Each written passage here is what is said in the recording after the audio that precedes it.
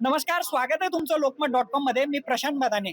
विधान परिषदेच्या जळगावच्या जागेचा तिढा अखेर सुटलेला आहे. ही जागा भाजपने लढवण्याचा निर्णय घेतलेला आहे आणि या जागेवरती रावेरचे नंदकिशोर महाजन यांना भाजपकडून अधिकृत उमेदवारी देण्यात आली. त्या संदर्भातली यादी काल रात्री उशिरा जाहीर झाली. आपल्यासोबत स्वतः नंदकिशोर महाजन आहेत.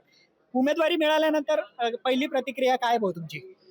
आपण जर बघितलं तर काल उशिराने जळगाव विधान परिषदेसाठी अधिकृत उमेदवाराची भारतीय जनता पक्षाच्या अधिकृत उमेदवाराची यादी या ठिकाणी जाहीर झाली आणि त्यात पक्षाने माझ्या नावाची या ठिकाणी घोषणा केलेली आहे.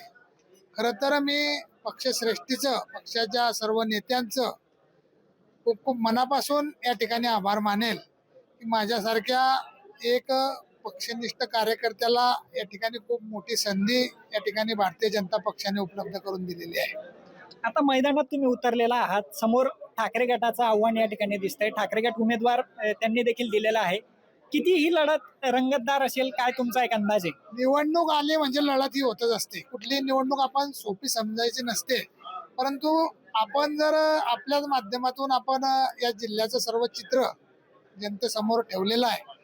गतकाळात ज्या नगरपालिका किंवा महानगरपालिकाच्या निवडणुका झाल्या या जिल्ह्यातील जनतेने खूप भरभरून आशीर्वाद, खूप मोठ्या प्रमाणावर कौल या ठिकाणी महायुतीला दिलेला आहे.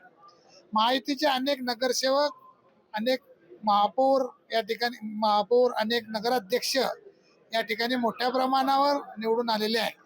त्यामुळे आपणालाही कल्पना आहे आणि आम्हालाही या ठिकाणी नक्की विश्वास आहे या ठिकाणी महायुतीचाच उमेदवार विजयी होईल.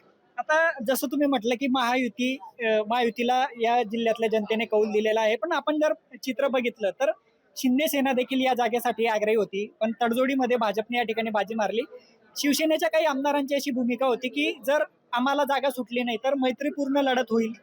त्या संदर्भात काही शिवसेनेच्या स्थानिक नेत्यांची काही चर्चा झाली का? आता आपणास मी सांगू इच्छितो की मी खूप छोटा कार्यकर्ता या ठिकाणी आहे.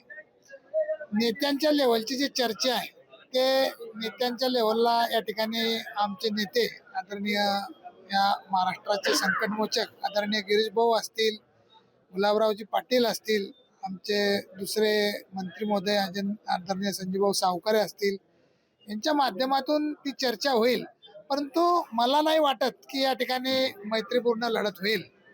कारण आपल्या सर्वांना कल्पना आहे की सर्वपूर्ण महाराष्ट्रभर या ठिकाणी युतीमध्ये आम्ही लढतो आहे आणि जोपर्यंत वाटाघाटी होत नाही, चर्चा होत नाही, त्याच्या आधी एखाद्या जागेवर दावा करणं हे काही गैर नाही.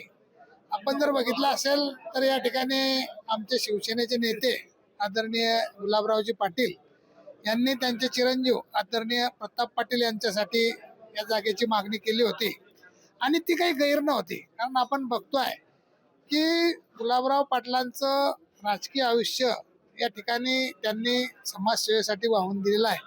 अतिशय चांगलं काम त्यांचं या जिल्ह्यात नव्हे तर संपूर्ण राज्यभर आहे आणि त्यांच्याच पावलावर पाऊल ठेवून आदरणीय प्रतापराव पाटील हे काम करतात आहे.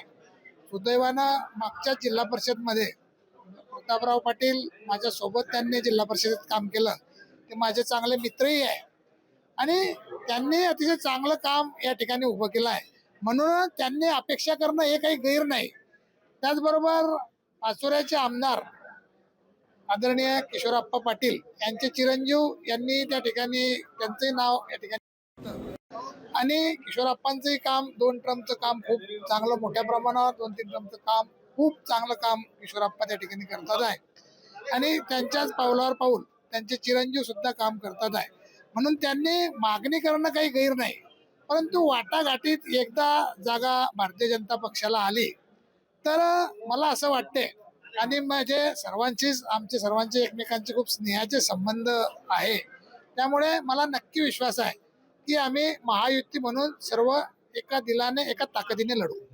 माझा शेवटचा प्रश्न, तुमचं नाव भाजपकडून जाहीर झाल्यानंतर जिल्ह्यामध्ये एक जातीय समीकरणांची चर्चा सुरू झालेली आहे. मी गेल्या 20 वर्षापासून भारतीय जनता पक्षाचं काम करतोय. त्याच्या आधी मी भारतीय जनता पक्षाचं काम केलं, पण पदाधिकारी म्हणून मी 2007ला या ठिकाणी भारतीय जनता पक्षाच्या कामाला सुरुवात केली आणि आपण जर बघितलं तर 7 ते 12 या कार्यकाळात 2 वर्ष मी सभापती म्हणून अतिशय चांगलं काम त्या ठिकाणी रावेर पंचायत समितीला केलं. त्यानंतर जनतेने मला दुसऱ्या टर्मला सुद्धा त्या ठिकाणी पंचायत समितीमधून निवडून दिलं. त्यावेळेस मी सदस्य म्हणून काम केलं आणि नंतर जिल्हा परिषदेची संधी पक्षाने मला उपलब्ध करून दिली आणि त्यापेक्षाही मोठी उपलब्धी म्हणून मला त्या ठिकाणी जिल्हा परिषदेचं उपाध्यक्षपदाचं स्थान त्या ठिकाणी दिलं आणि आपण बघितलं असेल की खूप चांगलं काम मी त्या ठिकाणी केलं प्रशासनाच्या माध्यमातून. ठीक आहे, परंतु पक्षाचंही तुम्ही जर बघितलं असेल तर पक्षाने ज्या ज्या जबाबदाऱ्या गेल्या 20 वर्षात दिल्या त्या मी अतिशय सक्षमपणे या ठिकाणी पार पाडलेल्या आहे. नेत्यांच्या आशीर्वादाने असतील, कार्यकर्त्यांच्या सहकार्याने असतील, परंतु जी जी जबाबदारी पक्षाने किंवा नेत्यांनी मला दिली, आपण जर बघितलं तर मी 2 टर्म या ठिकाणी लोकसभेचा प्रमुख होतो. त्यानंतर पक्षाचा उपाध्यक्ष राहिलो.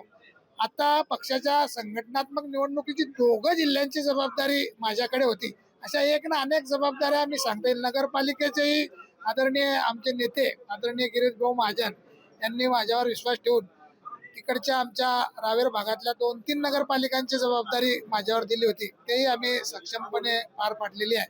आपण जर बघितलं तर रावेर बाजार समितीत भारतीय जनता पक्षाचे फक्त 2 त्या ठिकाणी संचालक होते, परंतु त्या ठिकाणी एक आगळं वेगळं परिवर्तन करून त्या ठिकाणी भारतीय जनता पक्षाचा सभापती आपण बसवलेला आहे. ती आपणच सर्व आमच्या कार्यकर्त्यांच्या माध्यमातून मीच त्या ठिकाणी मेहनत घेतली आणि चित्र बदललं.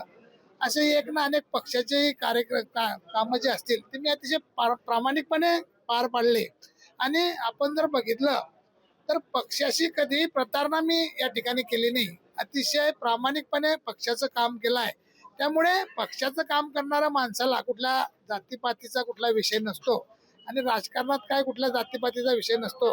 जो काम करेल त्याला संधी मिळते आणि भारतीय जनता पक्ष असा पक्ष आहे की आपल्याला तरी 2 डोळे आहे, परंतु भारतीय जनता पक्ष आज 4 डोळ्यांनी कार्यकर्त्याकडे पाहत असतो आणि जो कार्यकर्ता चांगलं काम करतो त्याला कुठली ना कुठली संधी हा भारतीय जनता पक्ष उपलब्ध करून देतो आणि त्याच उपलब्धीतून मला या ठिकाणी ही संधी मिळालेली आहे. यात जातीपातीचा कुठलाही विषय नाही. आपण बघू शकतो भारतीय जनता पक्ष हा 2 नाही तर 4 डोळ्यांनी कार्यकर्त्याकडे बघत असतो. गेल्या काळामध्ये जी काही आपण पक्षासाठी कामं केली त्याचीच दखल घेऊन आपल्याला उमेदवारी दिल्याचा विश्वास नंदकिशोर महाजन यांनी व्यक्त केला आहे. मी प्रशांत बदाने, लोकमत.com, जळगाव.